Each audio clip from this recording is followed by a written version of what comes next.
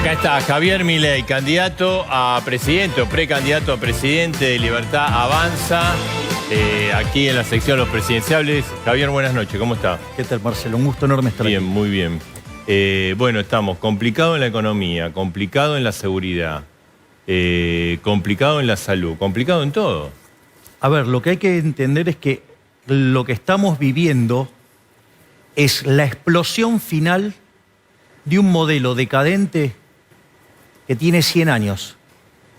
Es decir, recordemos que Argentina inició el siglo XX siendo el país más rico del mundo. Argentina se disputaba la primacía mundial con Estados Unidos.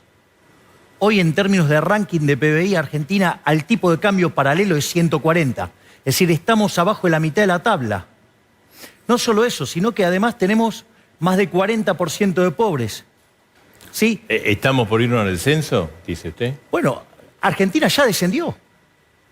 Es decir, y es más, te voy a decir algo, Marcelo. Si Argentina continúa con este modelo decadente, sea con buenos modales o malos modales, más eficiente o menos eficiente, pero todos haciendo algo que va en contra de la naturaleza humana y que implica seguir cayendo, te lo digo ya, no tengo ninguna duda que vamos a ser el país más miserable del mundo. Es decir, si seguimos con estas ideas de donde hay una necesidad, nace un derecho y todo ese tipo de cosas, que es la base del populismo, que es la base, digamos, del modelo de la casta, donde ese problema está complicado porque las necesidades son infinitas y si vos tenés que dar un derecho, alguien lo tiene que pagar y los recursos son finitos. ¿Y cuál es el problema? La economía ese problema lo resolvió. Digo, eso ya, digamos, desde Adam Smith lo sabemos que el sistema de precios lo resuelve. El problema es que a los políticos esa solución no les gusta. Y como a los políticos no les gusta esa solución, lo quieren resolver por la garra del Estado. Bueno, eso se traduce en pérdida de libertad económica, se traduce en desequilibrios fiscales enormes que se manifiestan o en crisis de deuda, Argentina es el máximo defaulteador de la historia, o en crisis inflacionarias, Argentina le sacó 13-0 a la moneda, le podría sacar 2 más, digamos, camino a 3, la oposición y el oficialismo, ¿hacen su campaña? Bueno, en realidad tiene sentido que así sea, porque la verdad es que ellos son lo mismo. Eso es lo que pasa. A ver, si gana, digamos, Juntos por el Cambio, sí, decime cuántos se van a quedar sin laburo del Frente de Todos. Ninguno. Y si gana el Frente de Todos, digamos, los de Juntos por el Cambio tampoco se quedan sin laburo. Es decir, es toda una pelea para la tribuna, es prestarse el poder, pero siempre, digamos, la verdadera grieta, si vos querés, es entre los delincuentes de la política y los honestos que nos ganamos la vida laburando, sirviendo al prójimo con bien mejor calidad, un mejor precio. Esa es la realidad. A la vocera presidencial, Cerruti, y pregunten de dónde sale el dinero de Milei. Bueno, primero, a ver, digo, yo no tengo ningún problema en explicarlo. Esto es muy simple. El día 9 de diciembre del 2021, sí, yo siendo economista jefe de uno de los grupos económicos más importantes de la Argentina, uno de los 3 más grandes, renuncié.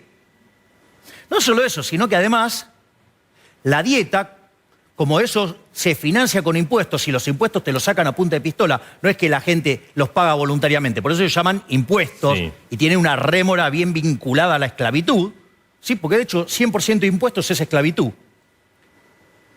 Entonces, claramente está claro que yo no vivo de la política.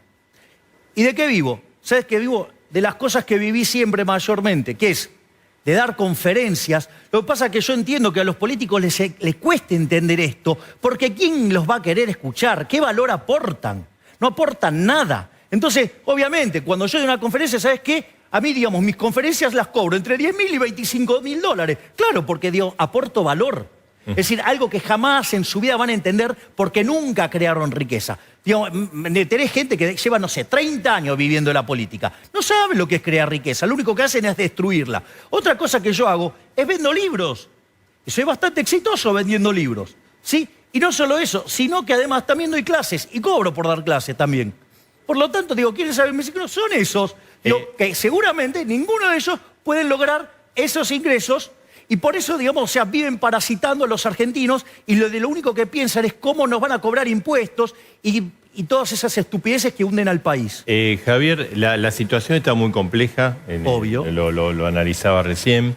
Ahora, muchos dicen, gana Javier Milei y explota el país. Porque lo que propone Javier Milei es irrealizable. En los libros de texto está buenísimo, pero en la Argentina de carne y hueso, en otro país, explota todo. A ver, vamos a ponerlo en estos términos. Primero, el modelo que yo propongo, que es el modelo de la libertad, que es el liberalismo. El liberalismo, acorde a la definición de nuestro máximo prócer de la libertad, Alberto Venegas Lynch, hijo, el liberalismo es el respeto irrestricto del proyecto de vida del prójimo, basado en el principio de no agresión y en defensa del derecho a la vida, a la libertad y a la propiedad. Sí, ese modelo, cuando se aplicó en Argentina con la Constitución de 1853, modificada en 1860 por la inclusión de Buenos Aires, hizo que de ser un país de bárbaro, en 35 años nos convirtiéramos en la primera potencia mundial. Los países que son más libres son 8 veces más ricos que los reprimidos. Tienen 25 veces menos de pobres en el formato estándar y 50 menos en el extremo. La gente vive 25% más. Entonces, ¿cuál es el problema con el modelo que yo propongo? El modelo que yo propongo es bueno para la gente, es bueno para el que labura, es bueno para la gente de bien, pero es pésimo para el político ladrón argento. Esa es la realidad. A ver, vamos con el ejemplo más emblemático, claro, pero que es el del Banco Central. A ver, sí. Digo, una de las cosas que cuestionan... Esto dice, es una idea irrealizable. Todo, bueno, claro, digo... Estados Unidos tiene Banco Central, Europa, Inglaterra... Bueno, a ver, si yo utilizo ese argumento, sí, eso es una falacia. Se llama falacia ad populum. Es decir, porque con ese criterio, en el año 1813, no hubiéramos abolido la esclavitud, porque digo, había esclavitud en todos lados. O sea, con lo cual eso, digo, no es un argumento, primer punto. Segundo punto es, el argumento en contra del Banco Central tiene 3 dimensiones. Tiene una dimensión de índole moral, una dimensión técnica y una dimensión política. La dimensión moral es, Marcelo, ¿vos estás a favor del robo? No, claro, no. Digo, yo miro a la cámara. Argentinos, ¿ustedes están a favor del robo? Yo ¿saben qué? No. Ahora vamos a explicar por qué es un robo el Banco Central. Fíjate esto, Marcelo. Suponete que estamos en una economía que hace transacciones en moneda de oro. Sí. Viene un amigo físico y un amigo químico y me muestra cómo convertir el plástico en oro. Entonces empezamos a convertir plástico y lo convertimos en oro. Mientras que ese oro falso, que nadie se da cuenta, yo lo tengo en mi casa, ¿qué problema hay con la falsificación? Ninguno. Ahora, ¿cuál es el problema? El problema es cuando yo quiero meter esos lingotes de oro adentro de la economía. Sí. Entonces, lo que va a terminar pasando es una estafa, porque yo te digo, Marcelo, me das un lingote por un lingote y vos me decís, ¿qué me estás proponiendo? Entonces te digo, che, Marcelo, te doy 2. ¿Y vos qué me vas a decir? Y cuando la limosna es grande, hasta el santo desconfía. Entonces, ¿qué haría el político? Te lo fracciona, te mezcla las monedas buenas con las monedas malas, aumenta la cantidad de oro, cae el poder adquisitivo del oro por el exceso de oferta y todos los precios suben. ¿Cómo se llama eso? Inflación. Es decir, con lo cual, si te fijas, es una estafa. Entonces, técnicamente se puede hacer, no solo está la propuesta que hicimos nosotros con mis equipos técnicos, sino que además hay una propuesta que también es muy buena, que es la de Emilio Campo, que tiene un libro con Nicolás Kachanowski, o sea, el hijo de Juan Carlos Kachanowski, que en paz descanse, brillante economista. Y también, digamos, o sea, tenés distintas formas de hacerlo y hay tipos muy importantes que saben que se puede hacer. Está claro, los mediocres no, pero no importa, pero quiero ir a este tema. Entonces, la discusión técnica yo la puedo dar, no tengo ningún problema. O sea, di 2 veces, la hice en Mendoza ante 20.000 personas y la hice en el Broadway, en una presentación que se llama El fin de la inflación y que ese va a ser mi nuevo libro que va a salir en abril, cuando está la feria del libro, que se llama justamente El fin de la inflación y ahí también se explica. Pero más allá de eso, que digo, están todos los videos, lo pueden buscar los documentos técnicos. Sí. Ahora está el otro tema, que es el problema político. ¿Quién se beneficia de la emisión monetaria entonces? ¿Quién? El que recauda el señoreaje, es decir, el que emite. Por ejemplo, este gobierno de delincuentes que tenemos ahora, ¿sabes cuánto emitió para financiar déficit fiscal en los 3 años que tuvo de gobierno? No. 16 puntos del PBI. Es decir, un poquito más de 5 puntos por año promedio. ¿Sabes cuánto significa eso en términos de guita? que los delincuentes de los políticos nos roban entre 25.000 y 30.000 millones de dólares por año. Y te voy a pasar otro dato más sobre los impresentables que votaron a favor de demos el acuerdo con el fondo, o los impresentables que votaron el presupuesto. El presupuesto tiene un déficit fiscal de 30.000 millones de dólares. Y si vos tomás las correcciones que están haciendo, digamos, son 35.000 millones de dólares. Si vos sumás la base monetaria y las LELIQs, tenés 38.000 millones de dólares. ¿Qué quiere decir eso? Que como los políticos están dispuestos a, digamos, o sea, un déficit fiscal de 35.000 millones de dólares, que o le rompe la cabeza a las generaciones futuras, a nuestros hijos, a nuestros nietos, a los chicos que todavía no nacieron, los argentinos que no nacieron, los que no votan, ¿sí? O te rompen la cabeza con impuesto inflacionario, con lo cual, digamos, revientan el crecimiento o revientan, digamos, o sea, a los trabajadores porque le pega entre 25 y 30 veces más fuerte, o, digamos, te rompen la cabeza impuestos. Es decir, para eso ellos no tienen problema. Ahora, para tomar 35.000 millones de dólares, para rescatar las LELIQs y para rescatar, digamos, la base monetaria y para que no haya más inflación en la Argentina, eso no se puede. Javier, No es que no se puede. No quieren dejar de afanar. Te quería mostrar, viste, al inicio del trabajo que hizo Luis de Luca, que es un genio. Son los dibujitos de Adolfo. Son muy divertidos. ¿No? Vamos a ponérselo a Javier, que es el fútbol bomba. En vez del fútbol tenis, el fútbol bomba, ¿no? Ahí lo tenemos a Massa y ahí jugar. Quisimos mostrar una cosita para demostrar, porque todos se tiran con la bomba. O sea, Juntos por el Cambio y se está armando una bomba. Ahora, Kicillof le armó una bomba. En realidad, Scioli se la armaba. Después fue Macri. Macri dejó un presente griego a Alberto Fernández y ahora parece que... ¿Puede explotar esa bomba? A ver, la bomba sí va a explotar. Lo que no sabemos es cuándo. O sea, y te lo digo yo, que me hice famoso con un libro que se llama Política Económica contra Reloj, donde avisábamos que iba a haber la crisis y lo simulamos con un modelo de predicción de momento de crisis. Y siempre expliqué que en realidad es una forma de ver si la crisis se aleja o se acerca, no para decir... ¿Pero la bomba puede explotar este año o la explota al próximo Eso no lo año? vas a saber. Pero, a ver, la bomba está. Y Argentina, fíjate, tiene indicadores sociales que son peores a los que vos tenías en el 2001, o sea, la previa a la crisis de la convertibilidad.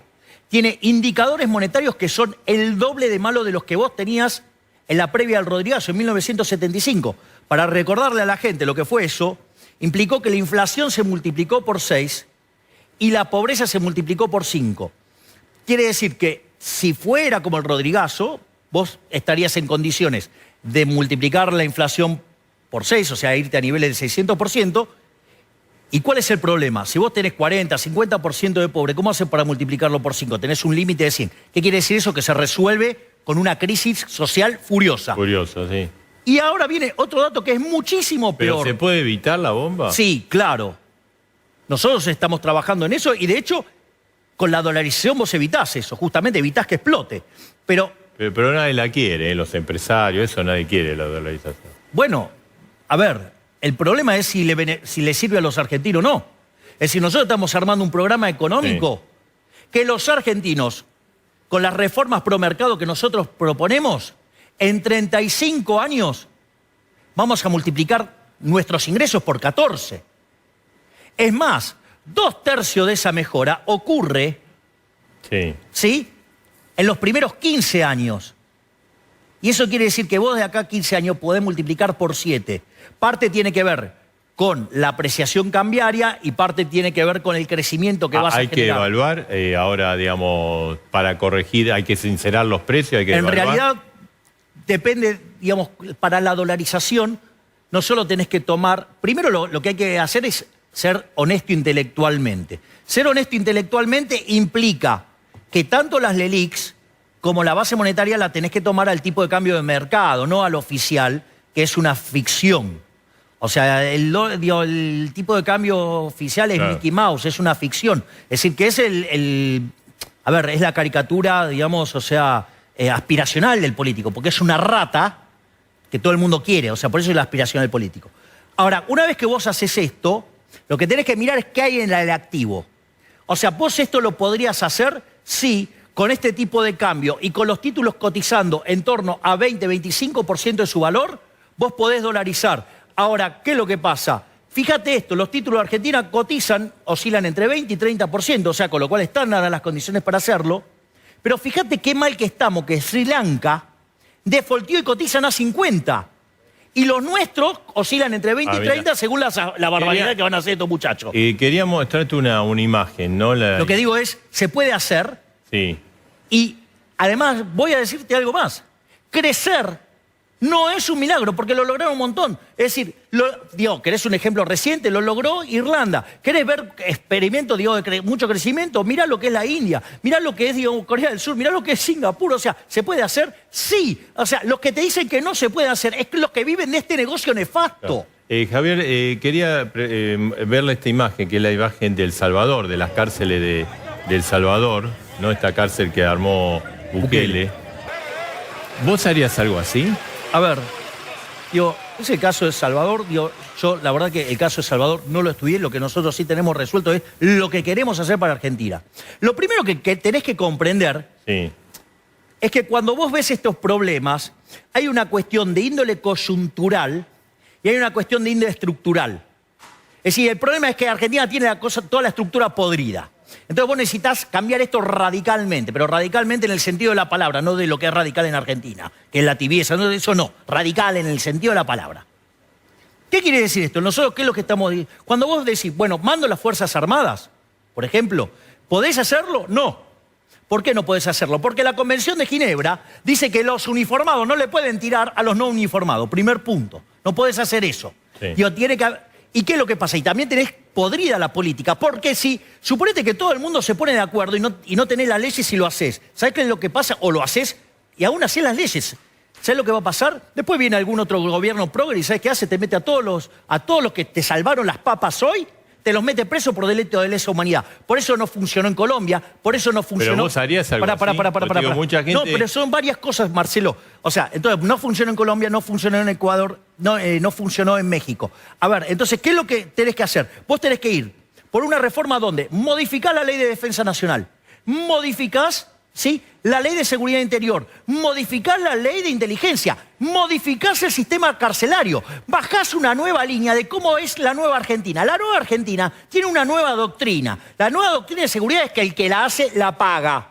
El que la hace, la paga. Si quieren ver dónde yo me inspiro, digamos, básicamente, es cuando bajo esta línea los equipos y los equipos me devuelven estos trabajos, es Gary Becker, análisis económico del derecho, el que las hace, las paga. ¿Sí? Se terminó con la estupidez esta zafaroniana de que los, digamos, o Sería sea... mano dura, digamos, lo que se dice mano dura. No, es mano justa. ¿Qué quiere decir? Que el que la hace, la paga. Es decir, no puede ser que sigamos con esta estupidez que ponemos a la víctima en el lugar del victimario y al victimario en el lugar de la víctima. Eso no va a funcionar porque le baja los costos a los delincuentes y toda actividad, ¿sí?, que le incrementa el beneficio, aumenta. Y eso es lo que vos estás viendo. Entonces, ¿qué es la nueva doctrina de seguridad? El que la hace, la paga. O puesto de manera simple. Mirá, hay unos señores que se visten de verde, otro de azul y otro de blanco que se dedican a cuidar la seguridad nacional. Y después hay unos señores de azul con gorra.